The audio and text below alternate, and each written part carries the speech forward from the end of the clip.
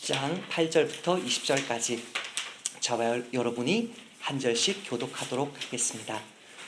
구덩이를 파는 자는 그 속에 떨어질 수 있고 담을 허무는 자는 뱀에게 물릴 수 있으며 채석하는 자는 그 돌에 다칠 수 있고 나무를 찍는 자는 위험에 빠질 수 있다. 쇠도끼가 무딘데도 그 날을 벼리지 않는 자는 힘을 더 쏟아야 하니 지혜가 성공을 가져다 준다.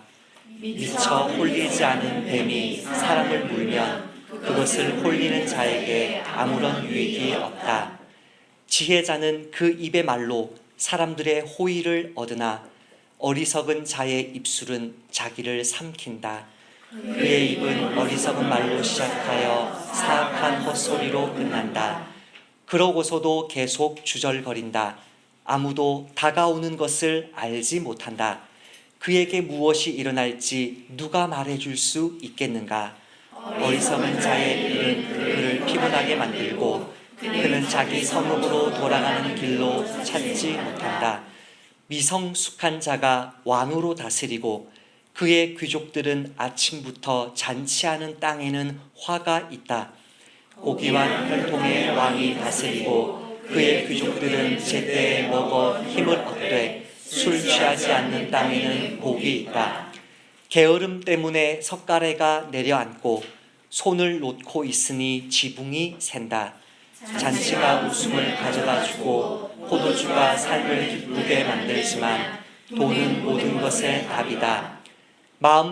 마음속으로도 왕을 저주하지 말고, 같이 읽겠습니다. 침실에서조차 부자를 저주하지 마라. 하늘의 새가 내 말을 퍼뜨리고 날짐승이 그 말을 전할 것이다. 아멘. 자리에 앉으시겠습니다.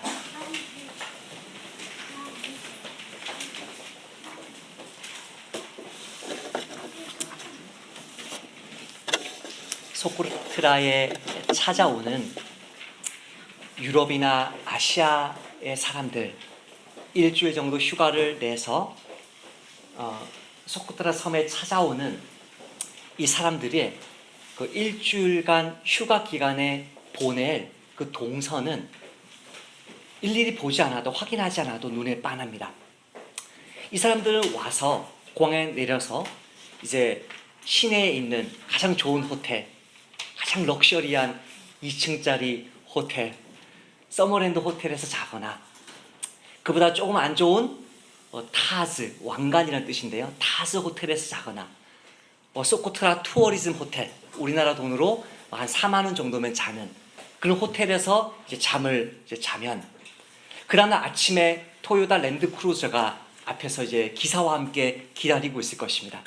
그럼 그 기사가 그 사람을 태우고 가장 먼저는 이 소코트라에서 가장 유명한 이 딕섬이라는 고원 지역, 800m 있는 그 고원 지역에 올라가서 정말 신기하게 생긴 이 나무인데 머쉬룸 같이 생긴 이런 커다란 드래곤 블라드 트리, 용혈수를 보면서 사진을 찍고, 그랜드 캐년 비슷한, 소코트라의 그랜드 캐년이라고 말하는 엄청난 계곡 속에서 사진을 찍는 일정을 이제 첫날로 대부분 보냅니다.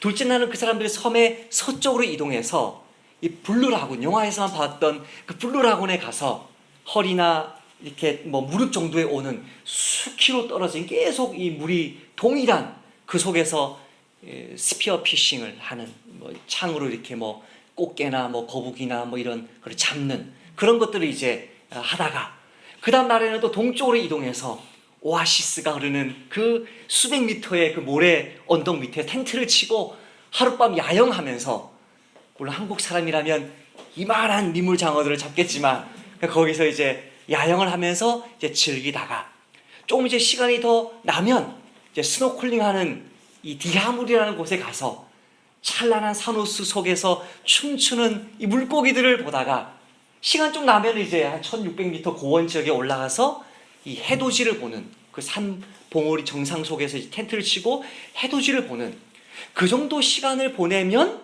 일주일 후딱 가고, 잘 놀았다, 집에 가자, 소코트라 공항 가가지고 다시 유럽으로, 아시아로 흩어지면 끝입니다.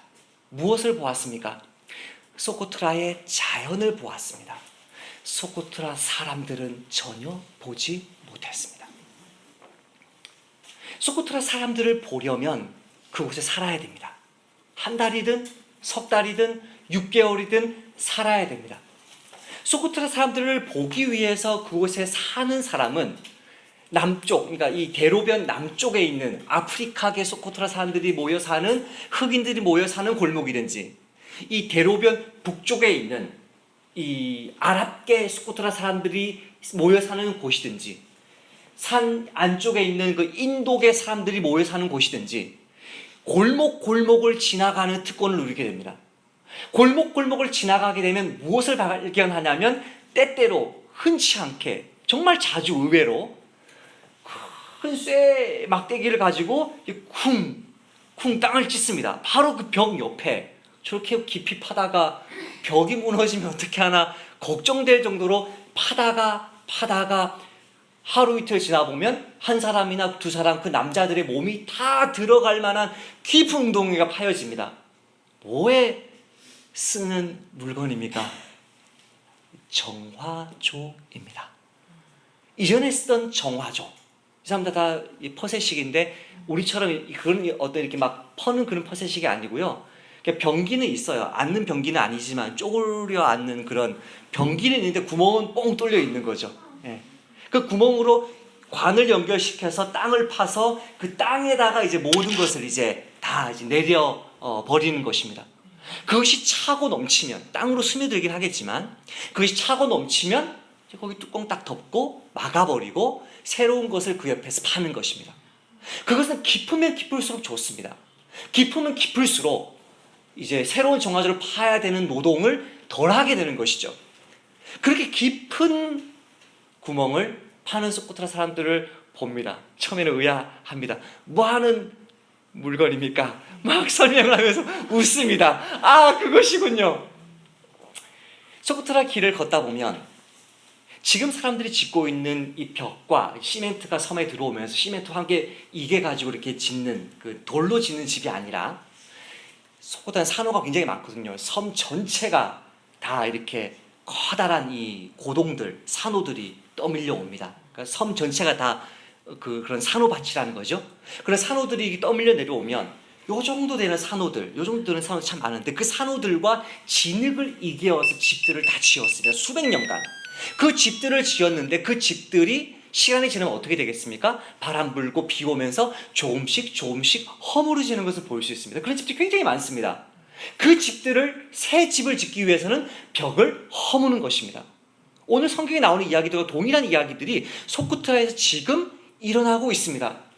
딕섬에 가면 이 석회암층, 라임스톤이라고 그러는데 석회암층들이 한 30cm 정도로 이렇게 넓게 자리 잡고 있어요. 참 신기해요. 우리나라 돌은 그런 돌이 없는 걸로 제가 알고 있는데요. 있습니까 혹시?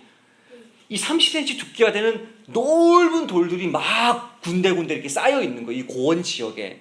그것을 이제 깨가지고 이제 벽돌처럼 만들어서 이 쌓든지, 와디에 가보면, 건천에 가보면 이런 큰 돌들이 이제 산에서부터 1600m 고원에서부터 계속 이제 흘러내려오면서 이 제주도 한 배 반만한 섬을 따라서 계속 내려오다 보면 둥글게 깎이겠죠?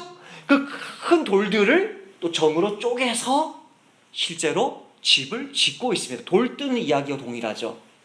지금도 산 속에서는 여전히 돌로 딱 되돌볼을 만들어, 돌을 여러 개 쌓아 되돌볼 만들고 그 위에 나무들을 얹고 그 위에 돌을 누르는 그 집들이 지금도 남아 있습니다. 그러니까 지금 오늘 전도자가 이야기하는 이 구덩이를 파는 자, 그 속에 떨어질 수 있고, 담을 허무는 자는 뱀에게 물릴 수 있고, 채석하는 자는 그 돌에 다칠 수 있고, 나무를 찍는 자는 위험에 빠질 수 있다는 이야기는 사실 무슨 이야기냐면 고대 이스라엘 사람들이 집을 짓고 변소를 만들고 벽을 쌓아 올리는 일상생활 속에 담긴 위험을 말하는 것입니다. 왜 제가 이 부분을 강조하냐면 개역 성경의 말처럼 함정을 팠다는 말이 아닙니다.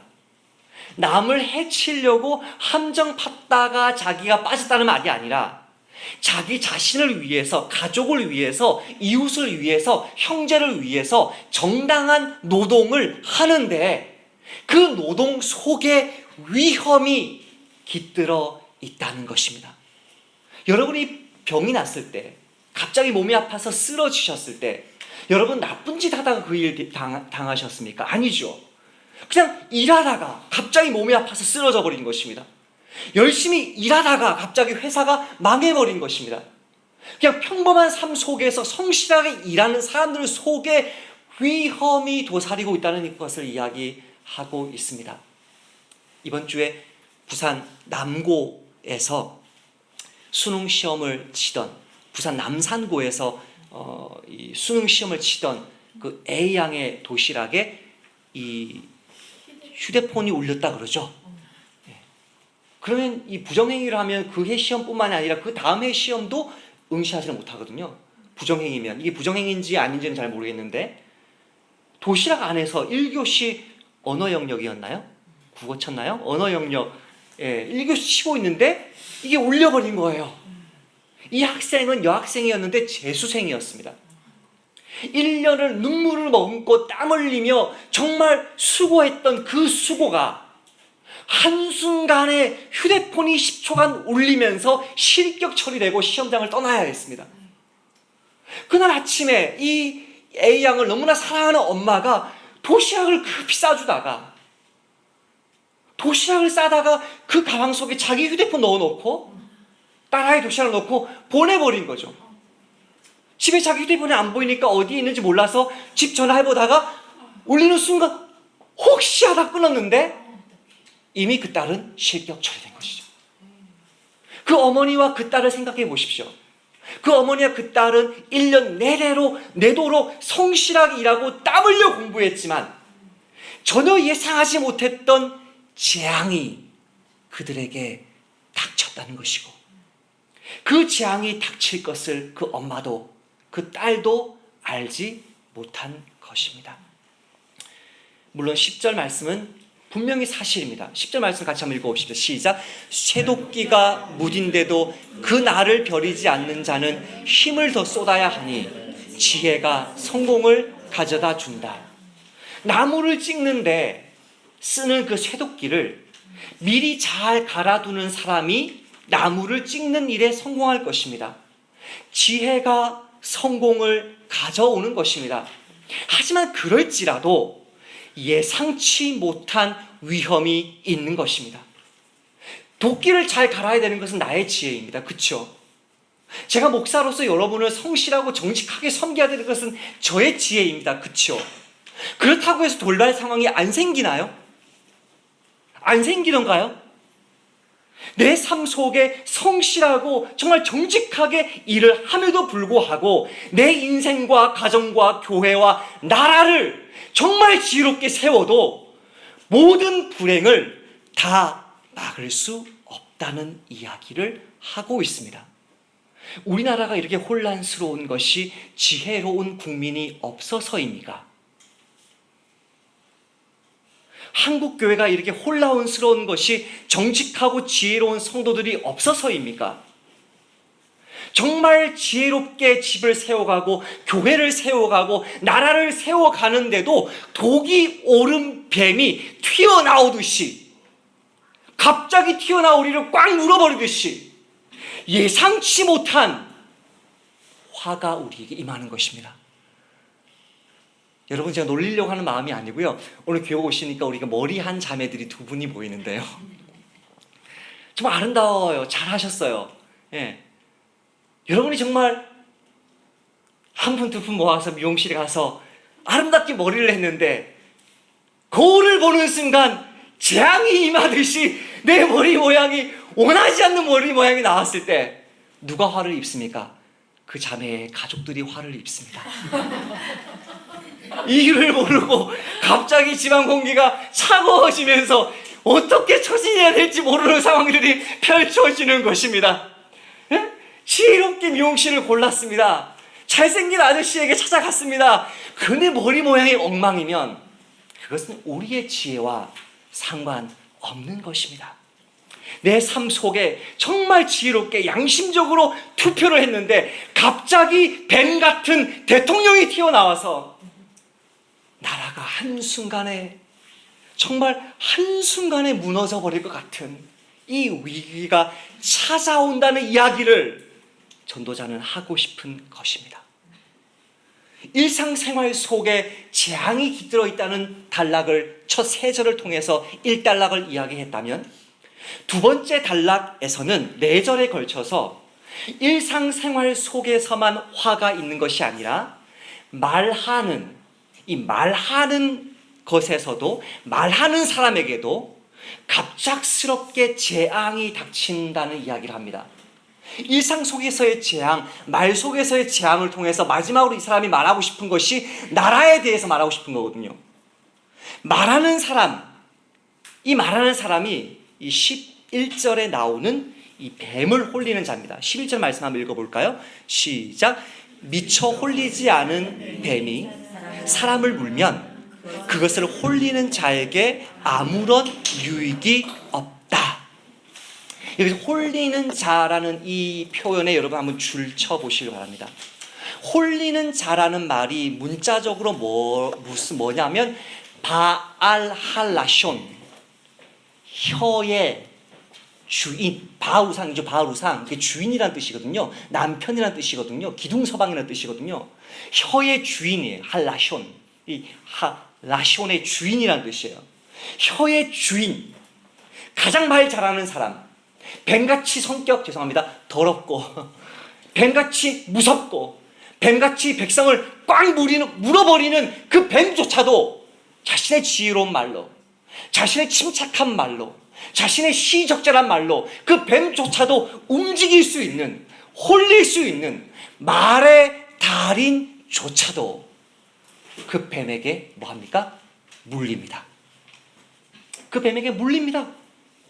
이 사람이 어떻게 했는지 잘 모르겠지만 휘 소리를 냈든지 휘파람을 불었든지 혀를 어떻게 했는지 모르겠지만 그 뱀을 잘 다루는 사람인데 뱀에게 물렸어요. 뱀에게 물린 이유는요, 아까 구덩이에 빠진 사람, 아까 도끼 때문에 다친 사람, 아까 그 뱀에게 벽 허물다가 물린 사람, 아까 남산고에서 시험 치다가 휴대폰 올린 사람과 동일한 이유예요. 이유가 뭐예요? 그런 재앙이 닥칠 줄 몰랐어요. 미래를 우리가 몰라요. 이게 핵심이거든요. 지금 미래를 모른다. 우리는 내 인생의 미래도, 가정의 미래도, 교회의 미래도, 나라의 미래도 모른다. 모르기 때문에 하나님을 경외하고, 모르기 때문에 주의 말씀을 붙잡고, 모르기 때문에 한 분만 신뢰해야 되는데, 미래를 모르면서도 교만하고, 미래를 모르면서도 어리석고, 미래를 모르면서도 악한 자들에 대한 이야기이고, 그런 악한 사람들이 가득 찬 세상 속에서 그리스도인이 어떻게 하면 지혜롭게 살 것이냐에 대한 문제란 말이에요. 이 사람이 뚜껑을 딱 열었어요. 바구니 뚜껑을 딱 열었는데, 바구니 뚜껑을 딱 열고 휘판을 불려고 했는데 뚜껑 열자마자 물어버린 거죠. 이렇게 될 줄 몰랐던 거죠. 이 사람 삶 속에 속수무책으로 갑작스러운 공격에 당한 것입니다. 지금 사실은 모든 주석들이 다 지난주에 제가 설교한 본문과 오늘 설교한 본문이 한 단락으로 이렇게 잡고 있지만 그 말이 맞습니다. 지금 이 본문 속에서 지혜로운 자는 누구죠? 지혜로운 자는 왕의 분노를 풀어주는 사람입니다. 왕이 아무리 화를 내도, 그 왕이 남편이든 아버지든 대통령이든, 아무리 그 사람이 우리 집안을 무너뜨리고 우리 나라를 무너뜨려도 나는 바로 서 있어야 된다는 말씀을 하고 있는 거거든요. 나는 바로 서 있어서 내 가정을 살려야 되고, 내 자식을 살려야 되고, 교회를 살려야 되고, 나라를 살려야 된다는 이야기를 하고 있는데, 그 분노를 일으키는 왕 앞에서도 자리를 지키면서 주님 주신 사명을 감당해야 되는데, 그 왕이 나의 말을 듣기도 전에 꽉 물어버리면 지혜자조차도 죽임당할 수밖에 없다는 이야기를 하고 있습니다. 도끼를 잘 갈아두면 성공한다는 말이 사실이듯이 12절 말씀도 사실입니다. 제가 한번 읽어보겠습니다. 지혜자는 그 입의 말로 사람들의 호의를 얻으나 어리석은 자의 입술은 자기를 삼킨다. 이게 뭐예요? 일반적인 원칙입니다. 하나님이 우리에게 약속한 약속의 말씀이면서 일반적인 원칙이 이렇습니다. 지혜자는 그 입의 말로 사람들의 호의를 얻습니다. 언제는요? 결국에는요. 이게 문제인 거죠. 당장이 아니고요. 결국에는 사람들의 호의를 얻습니다. 아, 저분이 진실해서 나에게 권면했구나. 저분이 진실해서 나에게 이야기했구나. 결국에는 호의를 얻지만 당장 호의를 얻는 사람은 어리석은 자입니다. 아첨하는 자, 아부하는 자, 좋은 것만 막 이야기하는 자, 거래하는 자. 이게 일반적인 원칙이지만 이 세상이 너무나 악하기 때문에 전도서 이 9장과 10장의 문맥에서는 이 세상의 통치자가 너무나 악하기 때문에 아무리 지혜로워도 세상이 악하고 사람이 악하고 대통령이 악하기 때문에 이 세상은 쉽게 지혜의 말로 사람의 호의를 얻을 수 없게 되고 어리석은 자의 입술이 자기를 삼키지 않고 남만 삼키는 것 같은 일들이 일어나는 것입니다. 왜 그렇습니까? 아무리 대통령을 잘 뽑아놔도 그 대통령이 온갖 부정부패와 국정농단의 몸통이기 때문입니다. 한국만 그런 것이 아닙니다. 최근에 미국에 있는 그리스도인들은 어마어마한 고통 속에서 투표를 했습니다.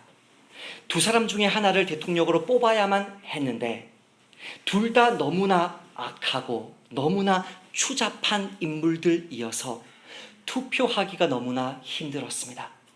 우리는 너무 쉽게 우리가 미국인이 아니기 때문에 어떻게 미국 그리스도인들은 트럼프를 뽑았나라고 욕할 수 없습니다. 이 사람들이 처한 상황은요, 어느 미국 목사님의 제가 설교를 들어보면서 이해를 하게 됐는데요. 이 사람들이 처한 상황은 너무나 어려운 상황이었습니다. 한 여인은 동성애와 낙태를 미국에 퍼뜨릴 뿐만이 아니라 그것을 합법화하고 하지 않으면 다른 나라들에게까지 제재를 가하고요. 전 세계에 온갖 검은 돈을 빨아들이는데 심지어 IS를 지원한 사우디아라비아의 돈까지 끌어들였습니다. 어떤 여자 무슬림이 왜 당신은 트럼프를 뽑지 않고 클린턴을 뽑지 않고 트럼프를 뽑았냐고 물어봤더니 이 사람이 인터뷰에서 뭐라고 이야기하냐면 나는 정말 IS가 너무나 싫고 테러 집단이 너무나 싫은데 이 검은 돈까지 이 사람이 받았기 때문에 나는 이 사람 말고 이 사람을 뽑았습니다. 많은 사람들이 이 사람을 뭐라고 표현하냐면 그 여성 후보는 독약이었다. 동성애와 낙태와 테러리즘과 이슬람의 검은 돈을 받은 후보는 독약이고 입에 담기 힘든 온갖 추문을 달고 다녔던 남자 후보는 똥물이었다. 미국인들은 어떤 선택을 받았냐면 독약과 똥물 중에 하나를 마셔야만 하는 진퇴양난 속에 코를 틀어막고 똥물을 들이키기로 결심한 거죠. 상대방 후보가 생수였다면, 단물이었다면 왜 그걸 안 마셨겠어요? 세상이 너무 악하니까, 세상이 너무 지저분하니까 지혜자가 지혜를 가지고 몸부림쳐도 그 지혜를 남편이 물어버리고 목사가 물어버리고 대통령이 물어버리는 너무나 악한 상황이라는 것이죠.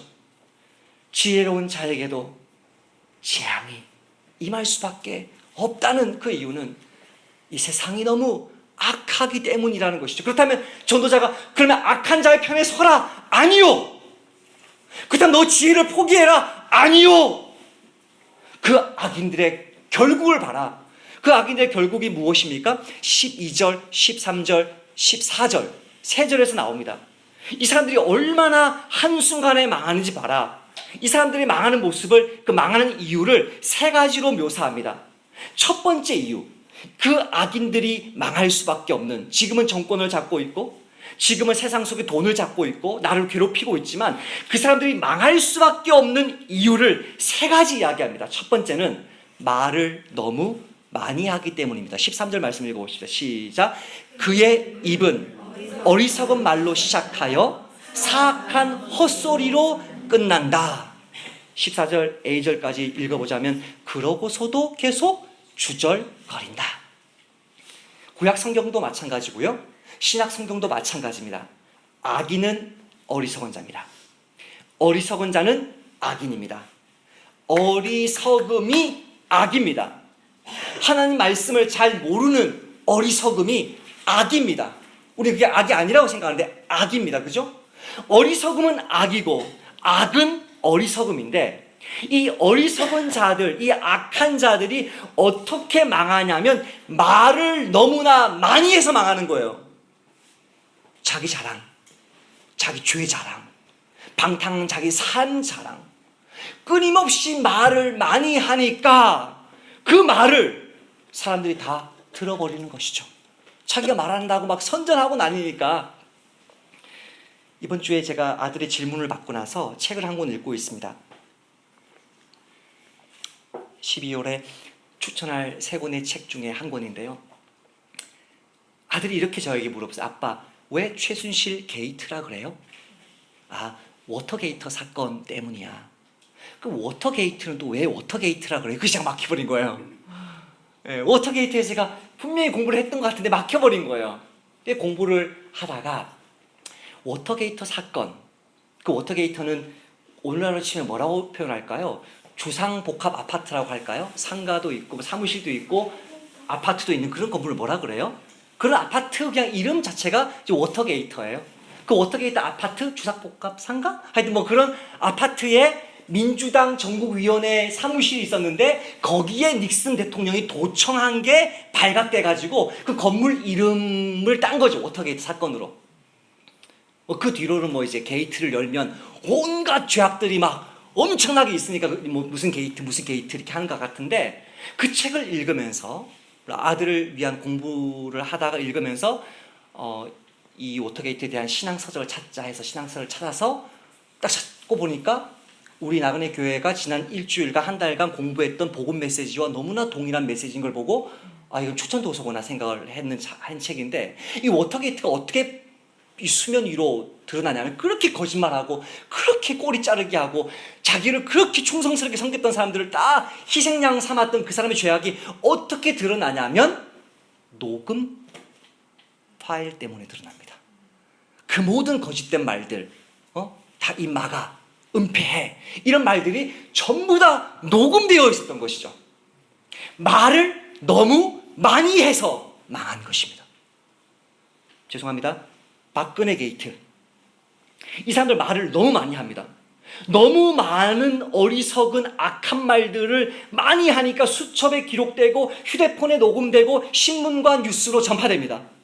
최순실의 말입니다. 내가 지금까지 언니 옆에서 의리를 지키고 있으니까 내가 이만큼 받고 있잖아. 아직도 청와대에서 하야 안 하시는 그 언니의 말입니다. 이거 최 선생님께 컨펌한 것인가요? 아니면 빨리 확인 받으세요. 그 청와대에 계시는 그 언니를 이모라고 부르는 최 선생님 딸의 말씀입니다. 능력 없으면 니네 부모를 원망해. 우리 부모 가지고 감나라 배나라 하지 말고 돈도 실력이야. 똑같죠? 예? 돈이 모든 문제를 해결한다. 똑같죠? 돈도 실력이야. 이 악한 자들, 어리석은 자들 하는 말을 똑같이 했어요. 이들 주변에 있는 간신배들의 하나인, 십상시들 중에 하나인 김종 전 문화부 차관이 YTN 기자에게 이렇게 말합니다. 대통령께서 세월호 난 그 다음 날 체육개혁 확실히 하라고 오더 내려왔어요. 24시간 그 얘기만 하나요? 정책도 챙겨야지. 세월호에 빠지지 말고 승마 빨리 하란 말이야. 하나같이 전도서 본문에서도 그렇고 우리 이 시대에도 그렇고 닉슨의 워터게이트도 그랬고 하나같이 이 네 사람의 입은 어리석은 말로 시작하여 사악한 헛소리로 끝납니다. 그러고서도 계속 주절거립니다. 어리석은 자가 망하는 이유는 그 어리석고 사악한 말을 얼마나 어리석고 얼마나 악한지를 모르고 뻔뻔스럽게 온 세상 사람들이 그들의 사악한 어리석음을 다 알게 될 때까지 말함으로써 망한다는 것입니다. 두 번째, 이 악하고 어리석은 자들이 망하는 이유는 자신이 결코 파악할 수 없는 미래에 대한 이야기를 자신 있게 하는 것입니다. 14절 하반절 제가 읽어보겠습니다. 아무도 다가오는 것을 알지 못한다. 그에게 무엇이 일어날지 누가 말해줄 수 있겠는가? 이게 전도자의 말이거든요. 자기 아버지들이 그랬던 것처럼 자신들도 대를 이어서 다 해먹을 것처럼 알 수 없는 미래에 대해서 거침없이 말하며 거침없이 자기 미래에 쓸 돈들을 쌓아놓는 그것이 죄악이라는 것이죠. 전도자는 이미 9장 12절에서 이렇게 말했습니다. 실로 아무도 그분의 때를 알지 못한다. 잔인한 그물에 잡힌 물고기처럼, 덫에 걸린 새들처럼 갑자기 덮친 올가미가 사람들을 올가맨다. 어리석고 사악한 짓을 계속하면 어떻게 됩니까? 참고 또 참으셨던 하나님이 갑자기 개입합니다.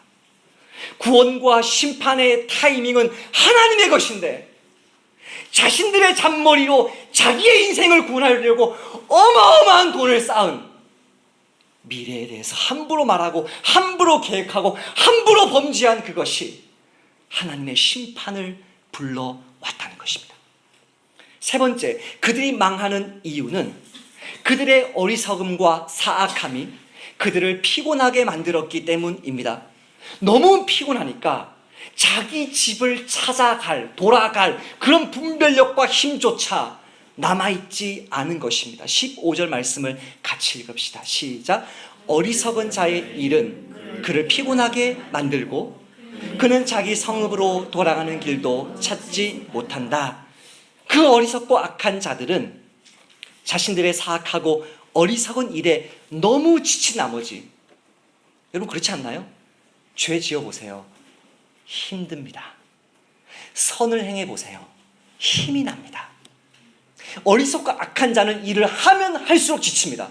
반드시 기억하십시오.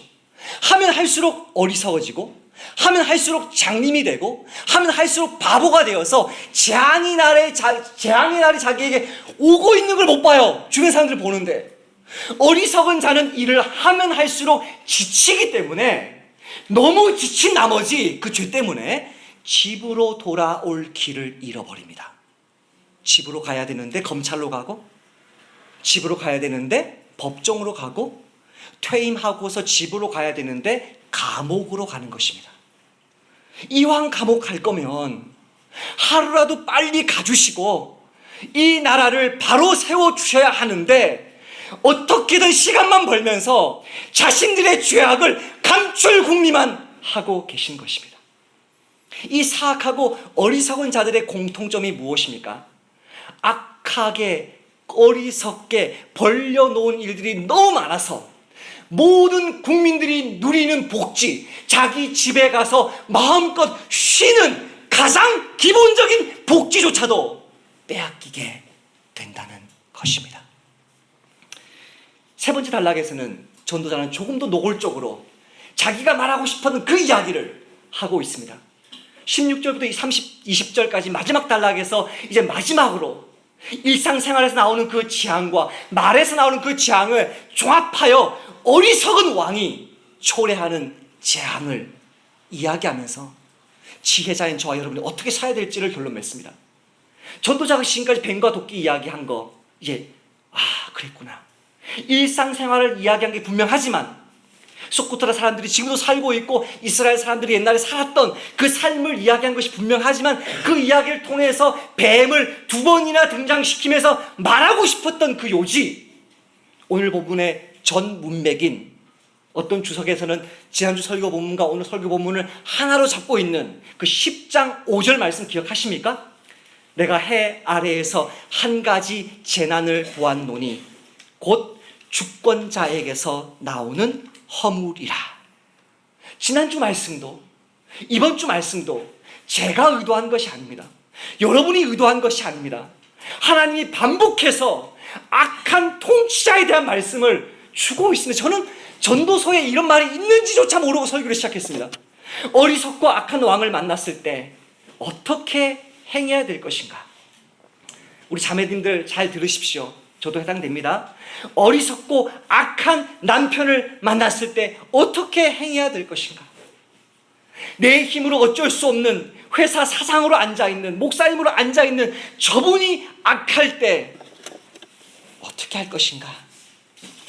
가장이 가족들을 괴롭히고, 목사가 성도들을 괴롭히고, 대통령이 국민들을 괴롭힐 때 어떻게 해야 될 것인가를 마지막으로 이야기하고 있는 것입니다.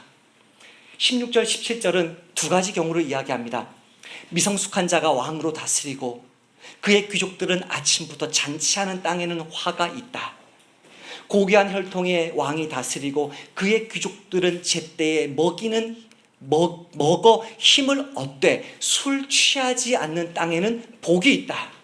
저와 여러분의 가정과 교회에, 우리 대한민국에 이런 복된 지도자가 있으시기를 축복합니다.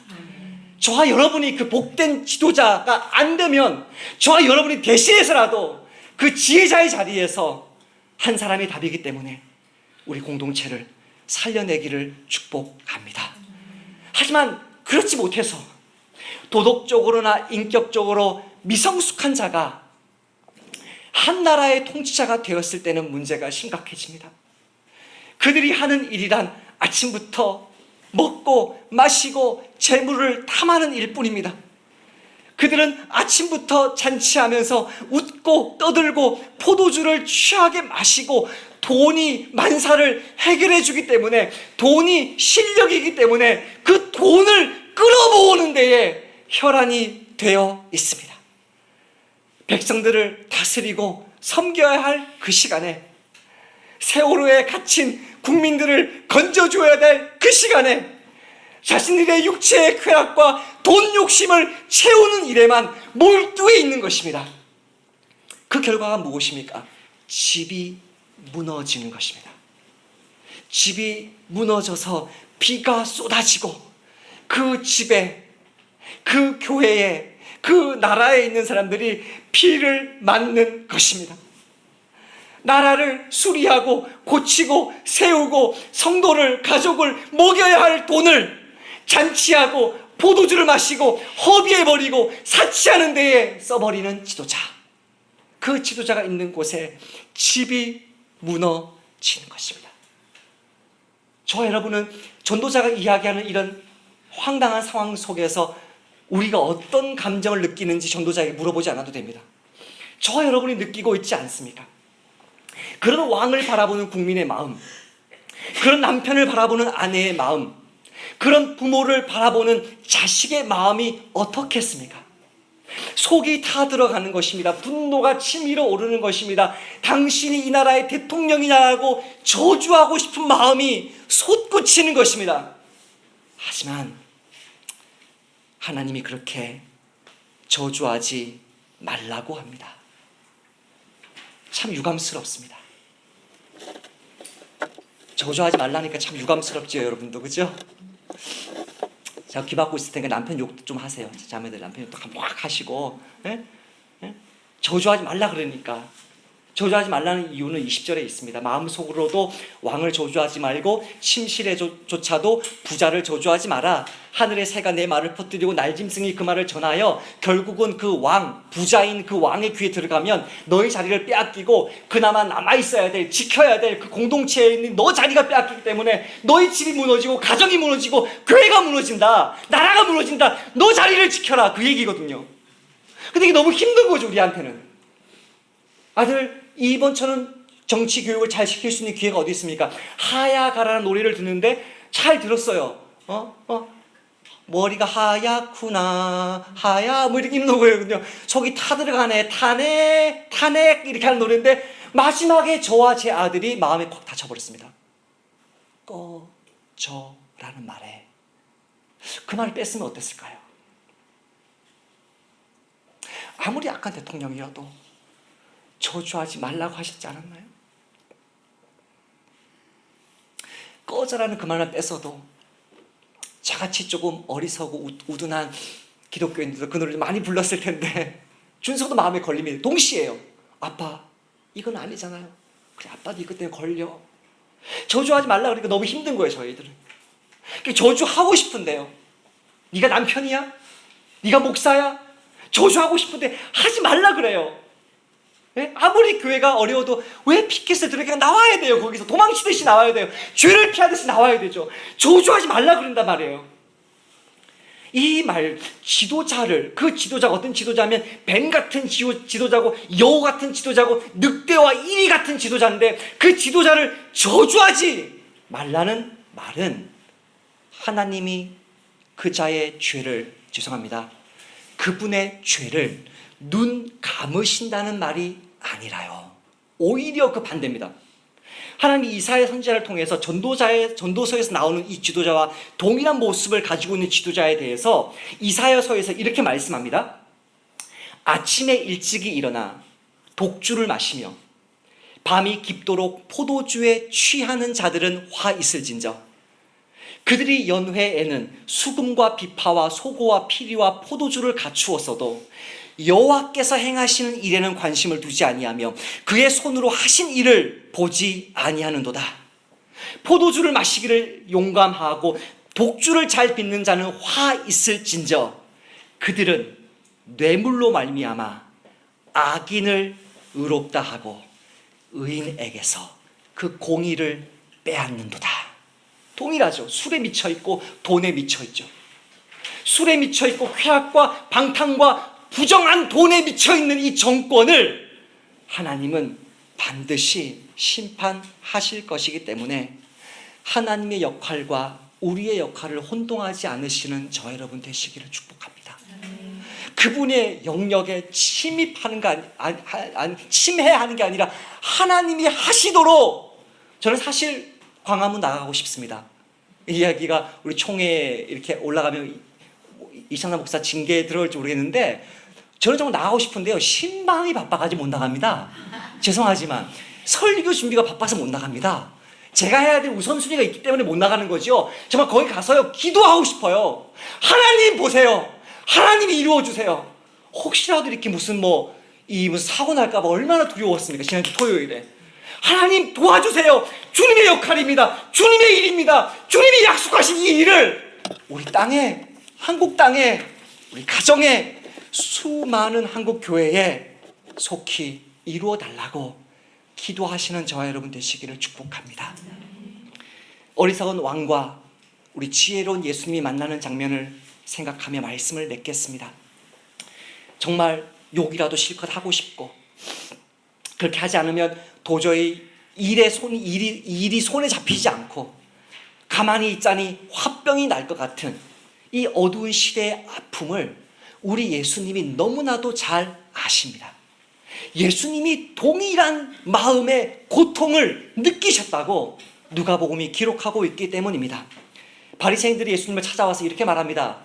예수님 아십니까? 헤롯이 세례 요한을 죽였듯이 당신도 죽이려고 합니다.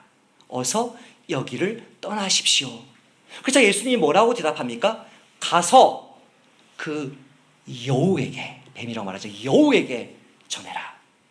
보아라, 오늘과 내일은 내가 귀신 내어 쫓고 병을 고칠 것이고 사흘째 되는 날에는 내 일을 마칠 것인데, 오늘도 내일도 그 다음 날도 내가 가는 길을 가겠다. 예언자가, 선지자가 예루살렘이 아닌 곳에서 죽을 수 없다. 나는 네가 내 목숨을 위협해도, 너 여우가 나를 위협해도 나는 끝까지 말씀 전하고 하나님 나라가 이 땅에 임했다는 이 진리를 전하다가 죽겠다라고 말합니다. 전도자가 왕을 뱀에 비유했다면 예수님은 그 왕을 여우라고 부르셨습니다. 정말 교활한 인간이 왕인 것입니다. 그렇다고 해서 예수님이 그 여우를, 그 뱀을 저주하고 잡아 죽이는 데에 혈안이 된 것이 아니고, 제자들을 불러놓고, 이 문맥과 같은 문맥입니다. 제자들을 불러놓고 뭐라고 얘기하시냐면 이르시되 바리새인들의 누룩 곧 외식을 주의하라. 감추인 것이 드러나지 않은 것이 없고 숨긴 것이 알려지지 않은 것이 없나니, 이러므로 너희가 어두운 데서 말한 모든 것이, 마치 전도자가 왕을 침실에서 저주하지 말라고 한 것처럼, 너희가 어두운 데서 말한 모든 것이 광명한 데서 들리고 너희가 골방에서 귀에 대고 말한 것이 지붕 위에서 전파되리라.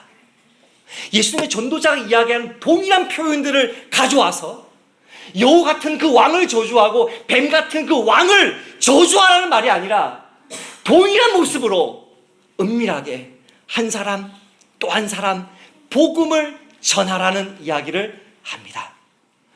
한국에 있는 모든 국민들이, 대부분의 국민들이 오해하고 있는 것이 있습니다.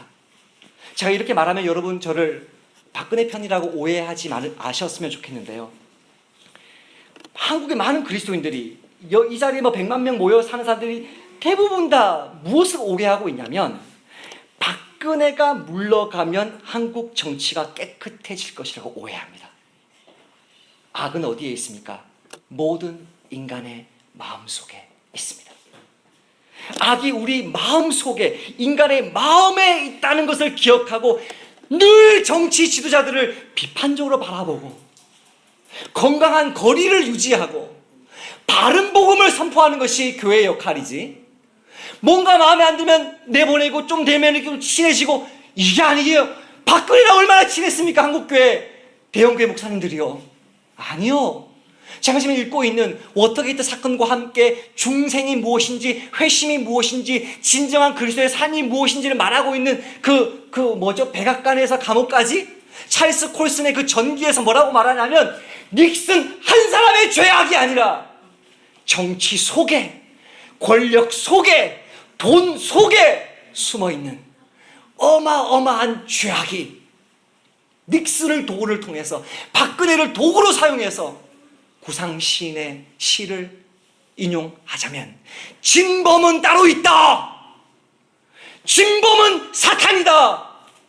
그가 우리를 하수인으로 이거 썼다가 하야하면 저거 썼다가 탄핵하면 또 이거 썼다가, 우리가 지금 생각하고 있는 대안이 되는 그 정치 지도자들도 사실은 연약한 인간이기 때문에 하나님 나라가 이 땅에 임하고 예수님 앞에서 정말 자기 인생의 주인이 바뀌지 않으면 동일한 문제들이 우리 가정 속에, 교회 속에, 나라에 임할 것이기 때문에 예수님은 뭐예요? 내가 왕이다. 헤롯이 왕이 아니라 내가 진짜 왕인 것을 말해라. 은밀하게 말해라. 귀에다 대고 말해라. 퍼져나갈 것이다. 대한민국의 문제는, 나그네 교회의 문제는, 우리 가정의 문제는 어떻게 보면 그 정치 지도자 하나를 내가 저주하고 그 사람을 책망하고 그 사람의 권위를 깎아내리고 수치를 줘가지고 뭘 변화시키려고 하는 게 아니고요.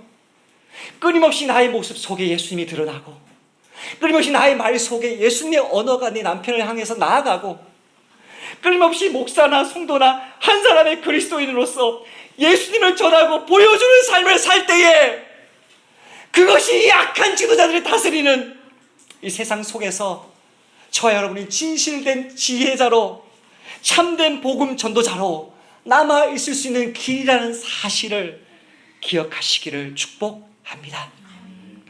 이 약한 세상을 살아가는 지혜자는 언제든지 뱀을 만날 각오를 해야 합니다. 예수님은 우리에게 전도자의 문맥과 상관없이 다른 문맥으로 이야기합니다.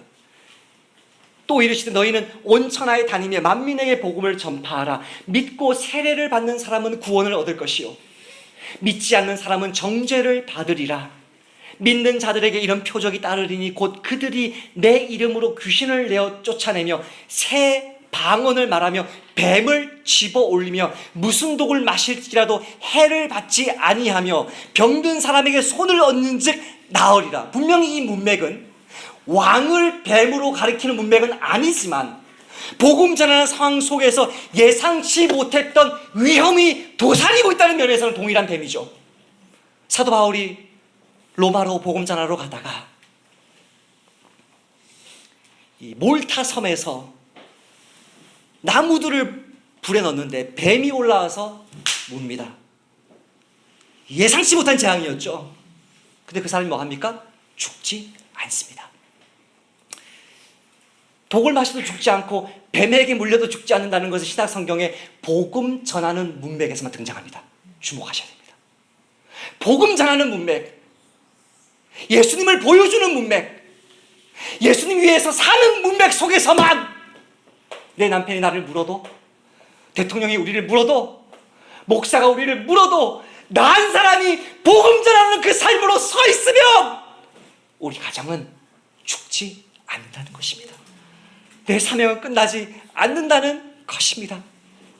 아무리 이 세상 지도자들이, 내 남편이, 우리 교회 목사가 독약 같고 똥물 같고 박순실 같고 최근에 같아도 그 사람들을 저주하는 것이 아니라 이 세상의 진짜 왕이신 그 예수님 전하는 그 일에 흔들림 없이 매진함으로써 정치인들이, 국민들이, 예수님 모르는 사람들이 할 수 없는 그 일도, 우리가 데모하지 말라는 말이 아니라 그 사람들이 할 수 없는 그 일도 우리가 함께 감당하는 저와 여러분의 가정, 교회 되시기를 축복합니다. 기도하십시다. 네가 말하기를 여호와는 나의 피난처시라 하고 지존자를 너의 거처로 삼았으므로 화가 내게 미치지 못하며 재앙이 내 장막에 가까이 오지 못하리니 그가 너를 위하여 그의 천사들을 명령하사 내 모든 길에서 너를 지키게 하심이라. 그들이 그들의 손으로 너를 붙들어 발이 돌에 부딪히지 아니하게 하리로다. 내가 사자와 독사를 밟으며 젊은 사자와 뱀을 누르리로다. 하나님이 이르시되 그가 나를 사랑한즉 내가 그를 건지리라. 그가 내 이름을 안즉 내가 그를 높이리라. 그가 내게 간구하리니 내가 그에게 응답하리라. 그들이 환난을 당할 때에 내가 그와 함께하여 그를 건지고 영화롭게 하리라. 내가 그를 장수하게 함으로 그를 만족하게 하며 나의 구원을 그에게 보이리라.